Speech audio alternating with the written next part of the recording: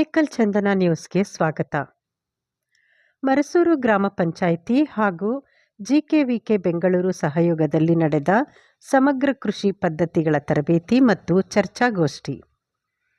ಆನೇಕಲ್ ತಾಲೂಕಿನ ಮರಸೂರು ಗ್ರಾಮದ ಶಂಕರ್ನಾಗ್ ರಂಗಮಂದಿರ ಆವರಣದಲ್ಲಿ ಮರಸೂರು ಗ್ರಾಮ ಪಂಚಾಯಿತಿ ಹಾಗೂ ಜಿಕೆವಿಕೆ ಬೆಂಗಳೂರು ಸಹಯೋಗದಲ್ಲಿ ಸಮಗ್ರ ಕೃಷಿ ಪದ್ಧತಿಗಳ ತರಬೇತಿ ಮತ್ತು ಚರ್ಚಾಗೋಷ್ಠಿ ಹಾಗೂ ಗ್ರಾಮ ಪಂಚಾಯಿತಿ ಮಟ್ಟದ ರೈತರ ಸಮಾವೇಶ ಆಯೋಜಿಸಲಾಗಿತ್ತು. ಇನ್ನು ಸಮಗ್ರ ಕೃಷಿ ಪದ್ಧತಿಗಳ ತರಬೇತಿ ಮತ್ತು ಚರ್ಚಾಗೋಷ್ಠಿ ಕಾರ್ಯಕ್ರಮಕ್ಕೆ ಗಣ್ಯರು ಹಾಗೂ ಅತಿಥಿಗಳು ಚಾಲನೆ ನೀಡಿ ಶುಭ ಹಾರೈಸಿದರು. ಇದೇ ಸಂದರ್ಭದಲ್ಲಿ ಜಿಕೆವಿಕೆಯ ಕೃಷಿ ವಿಜ್ಞಾನಿಗಳು ಸಮಗ್ರ ಕೃಷಿ ಪದ್ಧತಿಯಿಂದ ಆಗುವಂತಹ ಪ್ರಯೋಜನಗಳ ಬಗ್ಗೆ ರೈತರಿಗೆ ವಿಸ್ತಾರವಾಗಿ ತಿಳಿಸಿಕೊಟ್ಟರು. ಹಾಗೆಯೇ ಬಿಡಿಸಿಸಿ ಬ್ಯಾಂಕ್ ವತಿಯಿಂದ ರೈತರಿಗೆ ದೊರೆಯುವಂತಹ ಸೌಲಭ್ಯಗಳ ಬಗ್ಗೆ ಬಿಡಿಸಿಸಿ ಬ್ಯಾಂಕ್ ನಿರ್ದೇಶಕರಾದ ಡಾಕ್ಟರ್ ಭಾರ್ಗವ್ ರೆಡ್ಡಿ ಅವರು ಸವಿಸ್ತಾರವಾಗಿ ತಿಳಿಸಿಕೊಟ್ಟರು. ಇನ್ನು ಕಾರ್ಯಕ್ರಮದಲ್ಲಿ ಅಧ್ಯಕ್ಷತೆಯನ್ನು ಆನೇಕಲ್ ತಾಲೂಕು ಗ್ಯಾರಂಟಿ ಯೋಜನೆಗಳ ಅನುಷ್ಠಾನ ಸಮಿತಿಯ ಅಧ್ಯಕ್ಷರಾದ ಪುರುಷೋತ್ತಮ್ ರೆಡ್ಡಿ ಅವರು ವಹಿಸಿದ್ದರು. ಕಾರ್ಯಕ್ರಮದಲ್ಲಿ ಜಿಕೆವಿಕೆ ಬೆಂಗಳೂರು ಕೃಷಿ ವಿಜ್ಞಾನಿಗಳಾದ ಡಾಕ್ಟರ್ ಸಂಜಯ್ ಎಂಟಿ, ಡಾಕ್ಟರ್ ಮಂಜುನಾಥ್ ಸ್ವಾಮಿ, ಡಾಕ್ಟರ್ ಅಂಜನ್ ಕುಮಾರ್, ಮರಸೂರು ಗ್ರಾಮ ಪಂಚಾಯಿತಿ ಪಿಡಿಒ ಮುರಳಿ, ಪಶು ಇಲಾಖೆಯ ಶಿವರಾಮ್ ಪಟೇಲ್, ಕ್ರೈಸ್ಟ್ ಯೂನಿವರ್ಸಿಟಿಯ ಜೋಶಿ ಪೀಟರ್, ಸೌಮ್ಯ, ಶುಭಾ ಮತ್ತು ಮರಸೂರು ಗ್ರಾಮ ಪಂಚಾಯಿತಿ ಸಂಪಂಗಿ ಮತ್ತು ಸಿಬ್ಬಂದಿ ವರ್ಗದವರು ರೈತರು ಭಾಗವಹಿಸಿದ್ದರು. ವಿದ್ಯಾನಿಲಯದಿಂದ ವಿಜ್ಞಾನಿಗಳು ಬಂದಿದ್ದರು. ಸಮಗ್ರ ಕೃಷಿ ಬಗ್ಗೆ ಸವಿಸ್ತಾರವಾಗಿ ರೈತರಿಗೆ ಎಲ್ಲ ಯಾವ ಥರ ಮಾಡಬೇಕು ಏನು ಅನ್ನೋದು ಎಲ್ಲ ಡೀಟೇಲಾಗಿ ಹೇಳಿದ್ದಾರೆ. ಒಳ್ಳೆಯ ಕಾರ್ಯಕ್ರಮ ನಡೀತು. ಮತ್ತು ಪಶು ಸಂಗೋಪನೆ ಬಗ್ಗೆ ಹೇಳಿದರು, ಮತ್ತು ಕುರಿ ಸಾಕಾಣಿಕೆ ಬಗ್ಗೆ ಹೇಳಿದ್ದಾರೆ. ಮತ್ತು ಏನು ಕ್ರೈಸ್ತ್ ವಿಶ್ವವಿದ್ಯಾನಿಲಯದಿಂದ ಮರಸೂರು ಗ್ರಾಮ ಪಂಚಾಯತಿಯಲ್ಲಿ ಒಂದು ಗ್ರಾಮವನ್ನು ವಿಶೇಷವಾಗಿ ಒಂದು ಗ್ರಾಮವನ್ನು ತೆಗೆದುಕೊಂಡು ಅವರಿಗೆ ಅಕೌಂಟು ಇದೆಯೋ ಇಲ್ಲ, ಯಾವ ಥರ ಅಕೌಂಟ್ ಮೇಂಟೈನ್ ಮಾಡಬೇಕು ಏನು ಅನ್ನೋದನ್ನ ಮಾಡೋದಕ್ಕೆ ಅವರು ಕ್ರೈಸ್ತ್ ಅಕಾಡೆಮಿಯಿಂದ ಅವರು ಸಹ ಬಂದಿದ್ದರು. ಎಲ್ಲರೂ ಸಹ ಒಳ್ಳೆ ಕಾರ್ಯಕ್ರಮ ಇತ್ತು.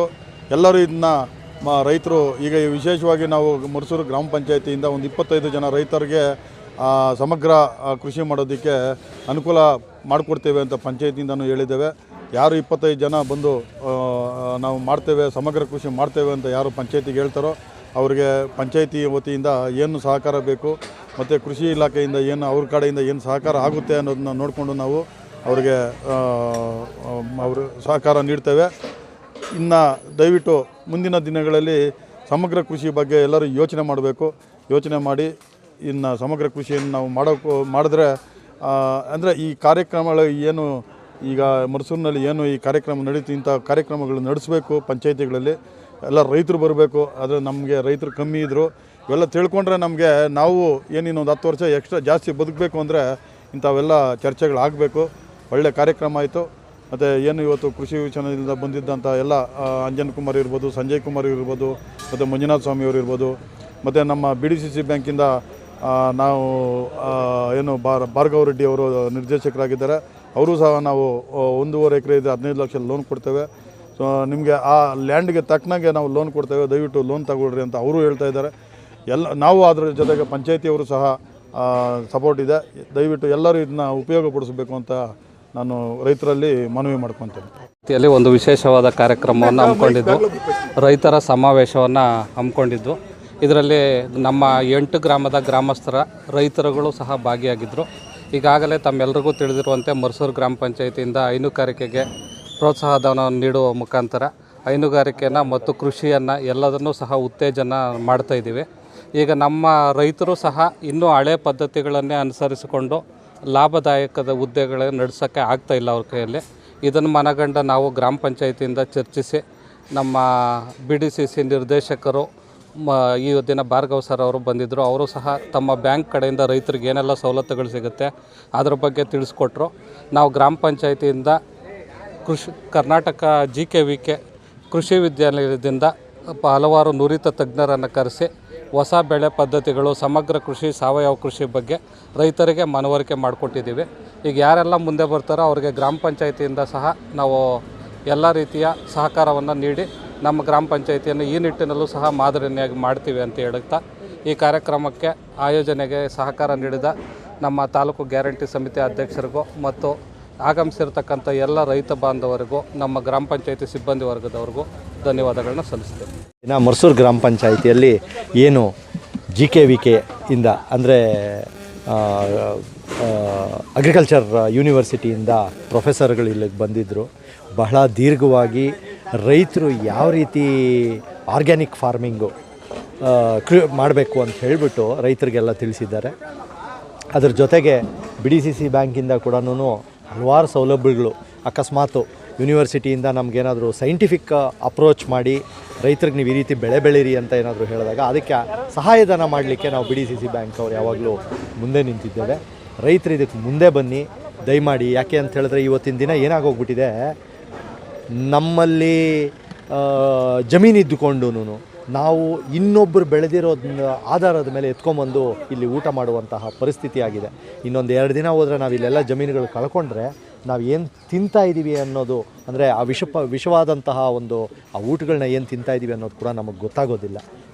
ದಯಮಾಡಿ ಅಗ್ರಿಕಲ್ಚರ್ಗೆ ಮರಳು ಬನ್ನಿರಿ. ಅದಕ್ಕೆ ಹೆಂಗೆ ಬೇಕೋ ಅದನ್ನ ಸೌಲಭ್ಯಗಳನ್ನ ನಾವು ಮಾಡ್ಕೊಳ್ಳಿಕ್ಕೆ BDCC ಬ್ಯಾಂಕ್ ಆಗಲಿ,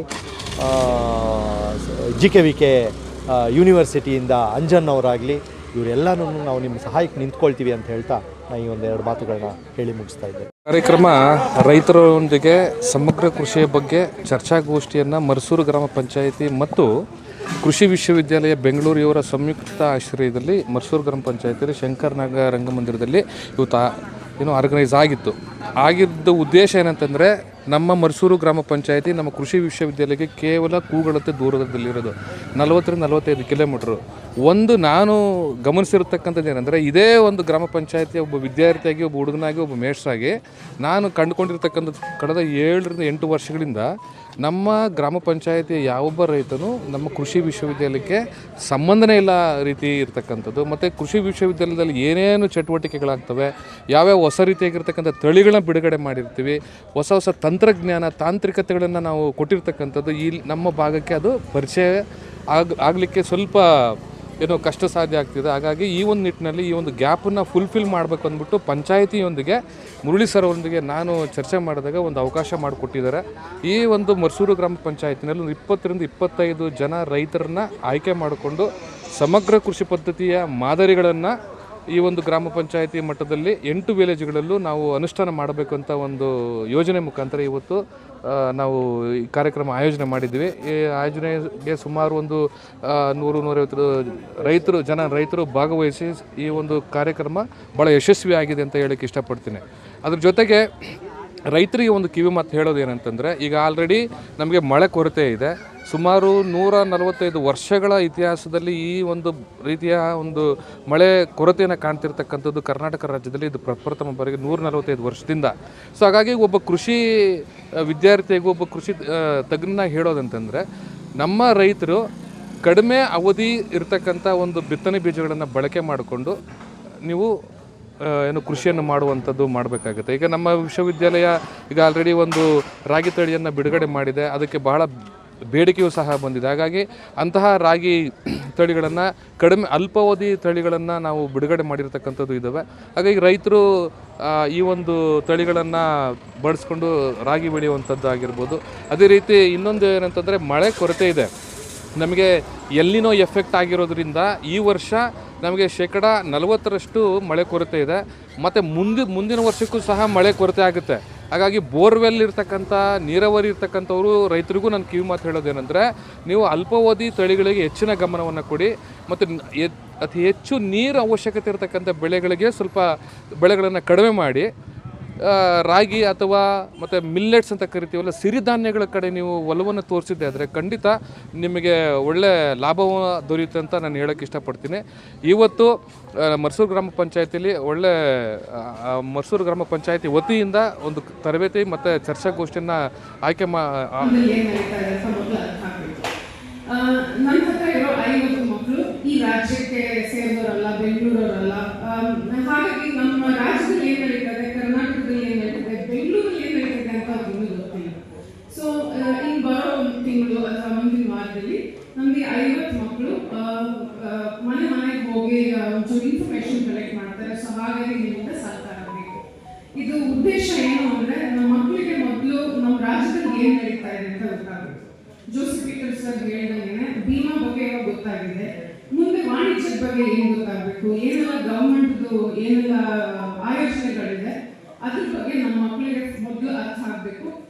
ಅದಲ್ಲದೆ ಇಲ್ಲಿರೋರಿಗೆ ಅದ್ರ ಬಗ್ಗೆ ಅರ್ಥ ಗೊತ್ತಿದೆಯಾ, ಅದ್ರ ಬಗ್ಗೆ ಅವೇರ್ನೆಸ್ ಇದೆಯಾ ಅಂತ ಒಂದು ನೋಡೋದಕ್ಕೆ ನಾವು 50 ಮಕ್ಕಳಿಗೆ ಒಂದು ಸಹಕಾರ ನಿಮ್ಮ ಕಡೆಯಿಂದ ಬೇಕು ಅಂತ ನಾನು ಕೇಳ್ಕೊತೀನಿ. Thank you. ಎಲ್ಲ ಪ್ರಾಧ್ಯಾಪಕ ವರ್ಗದವರು ಮತ್ತು ನಮ್ಮ ಮರಸೂರು ಗ್ರಾಮ ಪಂಚಾಯಿತಿಯ ಒಂದು ಪಂಚಾಯಿತಿ ಅಭಿವೃದ್ಧಿ ಅಧಿಕಾರಿಗಳಾದ ಮುರಳಿ ಸರ್ ಅವರೇ ಹಾಗೂ ನಿಮ್ಮ ಎಲ್ಲ ಸಿಬ್ಬಂದಿ ವರ್ಗದವರಿಗೆ ನಮಸ್ಕಾರ. ನಾವು ಸಮಗ್ರ ಕೃಷಿ ಪದ್ಧತಿ ಏಕೆ ಮಾಡಬೇಕು, ಯಾಕೆ ಮಾಡಬೇಕು ಅನ್ನೋದು ಒಂದು ಸಣ್ಣ ಪ್ರಶ್ನೆಯನ್ನು ನಿಮ್ಮ ಮನಸ್ಸಲ್ಲಿ ಹಾಕ್ಕೊಳ್ಳಿ.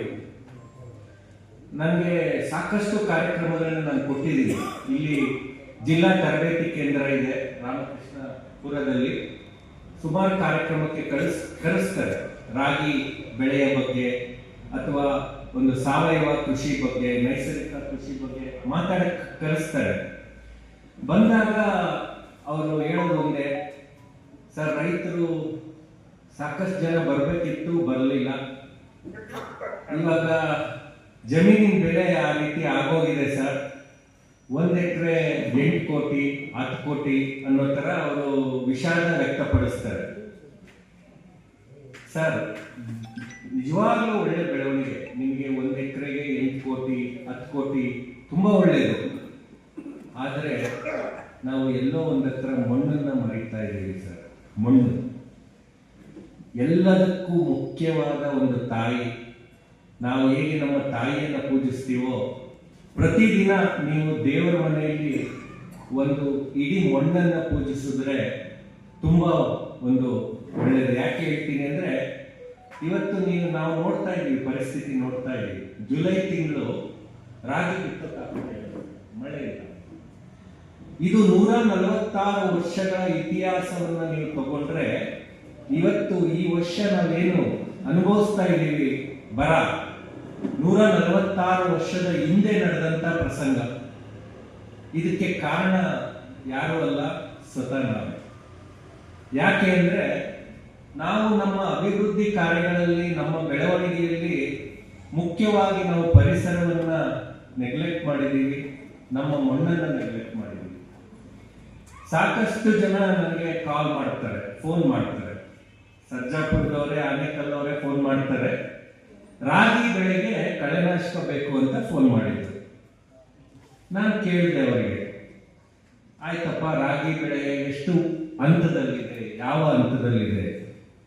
ಸರ್ ರಾಗಿ ಬೆಳೆ ಬಿತ್ತಿ 50 ದಿನ ಆಗಿದೆ, ಕಳೆ ನಿರ್ವಹಣೆ ಮಾಡೋಕ್ಕಾಗ್ತಾ ಇಲ್ಲ, ಔಷಧಿ ಹೇಳಿ. ನಾನು ಹೇಳಿದೆ, ನೋಡಪ್ಪ 50 ದಿನ ಆಗಿದೆ ಅಂದ್ರೆ ಕಳೆ ಏನೋ ಹೋಗತ್ತೆ, ಔಷಧಿ ಹೇಳ್ತೀನಿ, ಕಳೆ ಹೋಗುತ್ತೆ. ಆದರೆ ನೀವು ಬೆಳೆದಂತ ರಾಗಿನ ಯಾರೋ ತಿಂತಾರೆ, ಎಲ್ಲಿಗೋ ಮಾರ್ಕೆಟಿಗೆ ಹೋಗುತ್ತೆ, ಅವ್ರ ಹೊಟ್ಟೆಗೆ ವಿಷ ಹೋಗುತ್ತೆ. ನಾನು ಹೇಳಲ್ಲಪ್ಪ ಅಂದೆ. ಅವ್ರು ಬಿಡಲಿಲ್ಲ. ಸರ್ ನೀವು ಏನು ಮಾಹಿತಿ ಕೊಡ್ತಾ ಇಲ್ಲ, ತಾಂತ್ರಿಕ ಮಾಹಿತಿ ಕೊಡ್ಬೇಕು ನೀವು.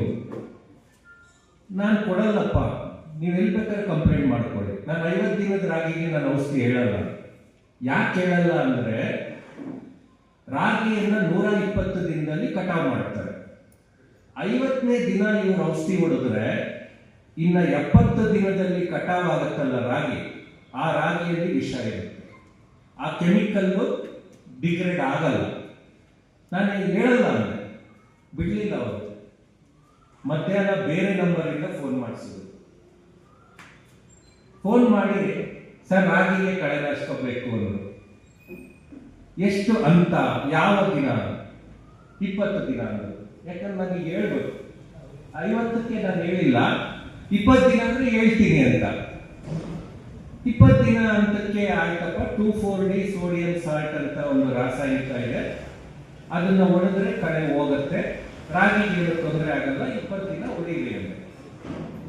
ಆವಾಗ ಸರ್ ಬೆಳಿಗ್ಗೆ ನಾನು ಫೋನ್ ಮಾಡಿದಾಗ ನೀವು ಹೇಳಿಲ್ಲ, ಇವಾಗ ಹೇಳ್ತಾ ಇದ್ದೀರಾ ಹೆಂಗೆ ಅಂದ್ರು. ನಾನು ಹೇಳಿದ್ನಲ್ಲಪ್ಪ, ನಾನು 50 ದಿನದ ರಾಗಿ ಹೇಳಲ್ಲ ಅಂದ್ರೆ. ಅಲ್ಲ ಸರ್, ಬೆಳಿಗ್ಗೆ ಹೇಳಿಲ್ಲ ಈಗ ಹೇಳ್ತಾ ಇದ್ದೀರಾ? ಹೌದು, ಮಣ್ಣಿನ ಫಲವತ್ತತೆ ಹಾಳಾಗ್ತಾ ಇದೆ, ವಿಷವನ್ನು ನಾವು ಜನಕ್ಕೆ ಕೊಡ್ತಾ ಇದ್ದೀವಿ. ನಾನು ಹೇಳಲ್ಲ ಮಣ್ಣು ಹಾಳಾಗತ್ತೆ ಅಂದೆ. ಸರ್ ನೀವು ಯಾರು ಸರ್? ನಾನು ಇನ್ನೊಂದು 3-4 ವರ್ಷ ಇದನ್ನ ಬೆಳಿತೀನಿ, ರಾಗಿನ, ಆಮೇಲೆ ರಿಯಲ್ ಎಸ್ಟೇಟ್ ಮಾಡ್ತೀನಿ, ಮಣ್ಣು ತಗೊಂಡು ನಾನೇನು ಮಾಡಬೇಕು? ಇಲ್ಲಿ ರೈತರೆ ಸರ್, ಇಲ್ಲಿ ರೈತ ಮಣ್ಣು ತಗೊಂಡು ನಾನೇನು ಮಾಡಬೇಕು? ನನ್ನ ಮಕ್ಕಳಿಗೆ ನಾನೇನು ಬಿಟ್ಟು ಹೋಗ್ತೀನ? ಅವ್ರು ಹಂಗೆ ಮಾತಾಡಬೇಕು ಅಂತ ಕೇಳ್ಕೊಂಡು ನಾನು ಬಂದು ಕೂಡಲೇ ಕೇಳಿದೆ. ಒಬ್ಬ ರಮೇಶ್ ಅಂತಕ್ಕಂಥವ್ರು ಯಾರೋ ಇದ್ರು ನಿಮ್ಮ ಕೇಳಿ ನಾನು ಏನು ಬೆಳಿತಾರಪ್ಪ ಇಲ್ಲಿ ಅಂತ. ಸರ್ ಒಂದು ತೋಟ ಒಂದು ಸರ್ ಅಂತಂದ್ರು, ತೋಟ ಇದೆ, ತೆಂಗಿನಕಾಯಿ ಒಂದು ಸರ್ ಅಂತಂದ್ರು. ಓಕೆ, ತರಕಾರಿ ಏನು ಬೆಳಿತೀರಾ? ಸಾಕಷ್ಟು ಬೆಳಿತೀವಿ ಸರ್, ಹೂವು ಬೆಳಿತೀವಿ. ಬೆಳೀತಕ್ಕಂಥದ್ದು ಓಕೆ, ಯಾರು ಬೆಳಿಬಾರ್ದು ಅಂತ ಹೇಳಿಲ್ಲ, ಅಥವಾ ಜಮೀನನ್ನ ಇದು ಮಾಡಬೇಕು ಅಂತಿಲ್ಲ. ನಾವು ಬೆಳೆಗಳನ್ನ ನಮಗೆ ಓದಿಸ್ಕೊಂತ ಇಲ್ವಾ? ಬೆಳೆಗಳಿಗೆ ಜೀವ ಇದೆಯಾ? ಜೀವ ಇದೆ, ಕರೆಕ್ಟ್ ಅಲ್ಲ? ಮನುಷ್ಯರಾಗಿ ನಮಗೆ ಜೀವ ಇದೆ, ದೇವರು ನಮಗೆ ಬಾಯಿ ಕೊಟ್ಟಿದ್ದಾರೆ. ಹಂಗಾಗಿ ನಾವು ಈಗ ಬೆಳಿಗ್ಗೆ ಬಂದ ಕೂಡಲೇ ಆಫೀಸ್ ಹತ್ರ ಹೋಗಿ, ಮುರಳಿ ಸರ್ ನಿಮ್ಮ ಒಳ್ಳೆ ಗ್ರಾಮ ಪಂಚಾಯತಿ ಅಧಿಕಾರಿ ಸರ್, ಕಾಫಿ ತಗೋತೀರಾ, ನೀರು ತಗೋತೀರಾ ನೀವು ಅಂತ ಕೇಳಿದ್ರು. ನಮ್ಗೆ ಬೇಕಾದ್ರೆ ನಾವು ಕೇಳಿದ್ವಿ, ತಗೊಳ್ತೀವಿ. ಈಗ ಒಂದು ತೆಂಗಿನ ಎಲೆ ಅಂದ್ಕೊಳ್ಳಿ, ನಾವು ಹೋಗಿ ಅದ್ರ ಮುಂದೆ ನಿಂತ್ಕೊಳ್ಳೋಣ, ಏನಾದ್ರೂ ಬಾಯಿ ಬಿಟ್ಟು ಕೇಳ್ತಾ ನಿಮಗೆ ಸ್ವಲ್ಪ ಸಣ್ಣ ಸಣ್ಣ ವಿಚಾರನೆ ಮಾಡೋಣ, ಬೇಗ ಮುಗಿಸ್ತೇನೆ. ಬಹುಶಃ ಬಹಳ ದಿನ ಮೈಕ್ ಇರ್ತಿದ್ದೀನಿ.